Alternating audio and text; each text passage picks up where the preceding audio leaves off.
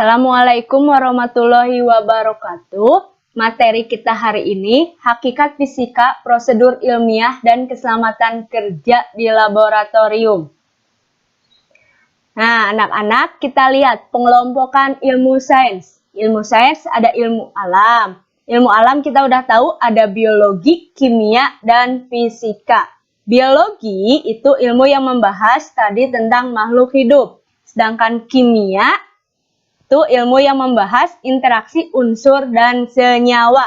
Sedangkan fisika, katanya ilmu paling fundamental. Apa itu fundamental? Dasar dari semua bidang sains. Kita cari tahu dulu nih, kenapa fisika disebut ilmu paling fundamental? Kalian tahu nggak sih sebenarnya apa sih itu fisika? Yo, ada yang tahu? Fisika berasal dari bahasa Yunani, dari kata fisik yang artinya alam. Nah, jadi bukan hitungan ya, fisika itu asal katanya juga dari alam.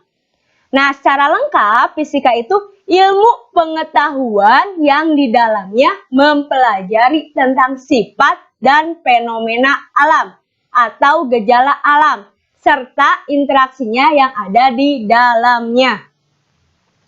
Nah, ini menurut beberapa ahli, ada Colette dan Chef. Katanya, sains pada hakikatnya merupakan sebuah produk atau kumpulan pengetahuan, a body of knowledge, sikap atau cara berpikir dan proses atau cara menyelidiki. Menurut mereka, fisika itu diartikan sebagai ilmu pengetahuan yang lahir dan berkembang melalui langkah-langkah observasi, perumusan masalah, penyusunan hipotesis, pengujian hipotesis, penarikan kesimpulan, dan penemuan suatu teori. Nah, sebenarnya apa sih hakikat fisika? Hakikat fisika terbagi 3 ya. Yang pertama, fisika sebagai produk. Yang kedua, fisika sebagai proses. Yang ketiga, fisika sebagai sikap. Nah, fisika sebagai produk. Kumpulan pengetahuan yang kemudian disebut sebagai produk atau a body of knowledge. Artinya, pengelompokan hasil-hasil penemuan itu menurut bidang kajian yang sejenis akan menghasilkan ilmu pengetahuan yang kita kenal sebagai fisika, kimia, dan biologi. Nah, untuk fisika, kumpulan pengetahuan itu dapat berupa fakta, konsep, prinsip, hukum, rumus, teori, dan model. Nah, berbeda artinya antara fakta, konsep, prinsip, hukum, rumus itu beda-beda artinya. Teori atau model. Nah, beda-beda ya artinya. Kalau fakta berarti keadaan yang sesungguhnya terjadi di alam. Kalau konsep berarti abstraksi dari berbagai kegiatan, objek, fenomena, dan fakta. Kalau rumus berarti pernyataan matematis dari suatu fakta, konsep, atau prinsip. Kalau model, presentasi dari suatu ide, struktur, atau sistem dari fenomena yang tidak dapat dilihat, tapi dicoba dijelaskan oleh ilmuwan. Nah, prinsip atau hukum itu merupakan aturan dasar yang menyimpulkan pengamatan untuk menjelaskan suatu pola kejadian alam. Yang terakhir, teori itu apa? Teori itu penjelasan berdasar pada pengamatan yang didukung oleh hasil-hasil eksperimen. Tuh.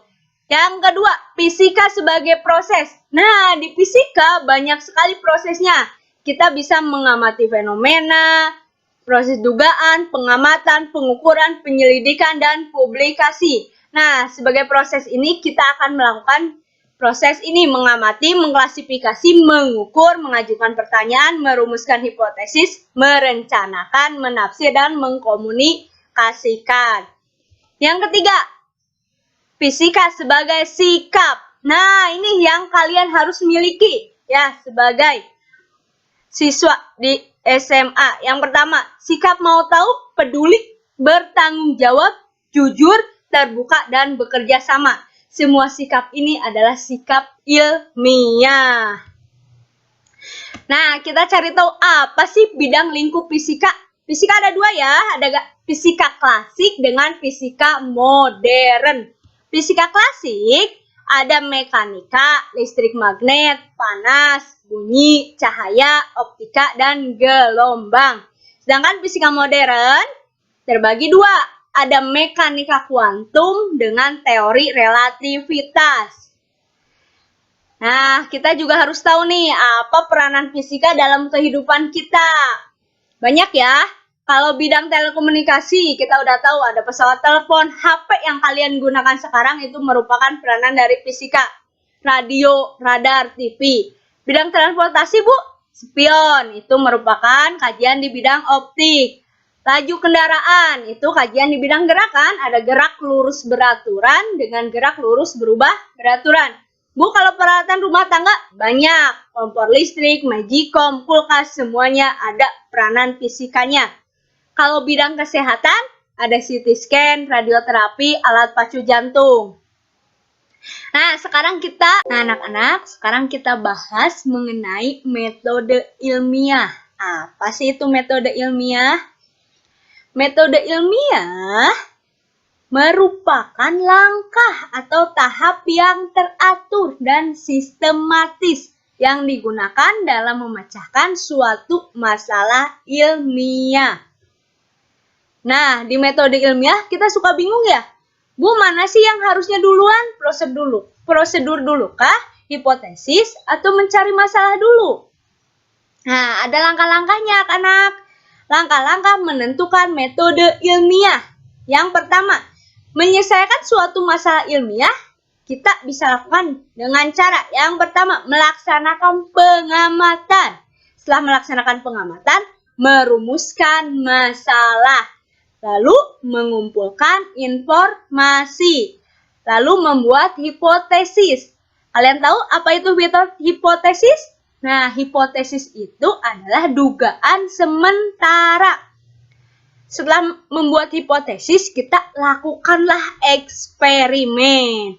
Nah, setelah melakukan eksperimen, kita dapat data, analisis datanya. Setelah analisis data, kita tarik kesimpulan. Bu, apa aja yang harus ditarik?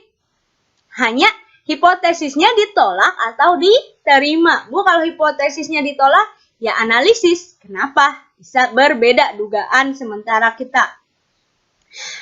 Nah, kita lanjut ke keselamatan kerja di laboratorium.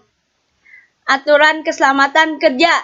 Yang pertama, ikuti petunjuk eksperimen. Yang kedua, jangan melakukan hal yang tidak diizinkan oleh guru.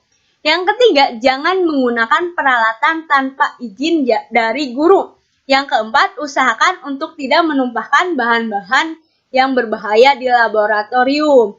Yang kelima, jangan makan di laboratorium. Yang keenam, cuci tangan sebelum dan setelah melakukan eksperimen. Nah, ada aturan khusus nih. Aturan untuk keselamatan mata. Yang pertama, gunakan kacamata pelindung. Yang kedua, bilas mata dengan air jika terjadi kontak mata dengan zat kimia. Kalau keselamatan terhadap benda panas, yang pertama, ikuti prosedur ketika menyalakan pembakar bansen. Yang kedua, gunakanlah jepit atau tang dan pemegang tabung. Yang ketiga, selalu arahkan tabung uji atau botol uji menjauhi diri sendiri dan rekan kerja. Nggak boleh ya kalian iseng ke teman. Nah, ada apa aja sih, Bu, lambang-lambang bahaya yang di lab? Banyak ya. Nah, kita contohkan 3 saja ya. Kalau ada lambang tengkorak, ini artinya bahan beracun. Berbahaya ya ini. Bahan beracun ini sangat berbahaya ketika dihirup, ditelan, atau diserap oleh kulit. Jangan makan, minum, atau mencicipi bahan ini. Contohnya apa? Raksa, metanol, sianida, dan klorin. Kalau ada lambang cakra seperti ini artinya bahan iritasi. Bahan ini sangat mengiritasi kulit. Ya, bisa gatal-gatal ataupun melepuh. Contohnya apa, Bu? Phenol, kloroform, dan uap bromin. Kalau gambar kipas, nah ini tuh bahan radioaktif. Bahan ini memancarkan radiasi yang sangat berbahaya bagi manusia. Bahan ini harus disimpan dalam wadah timbal. Contohnya apa, Bu? Karbon radioaktif, uranium, dan plutonium. Terima kasih ya kalian sudah menyaksikan video ini.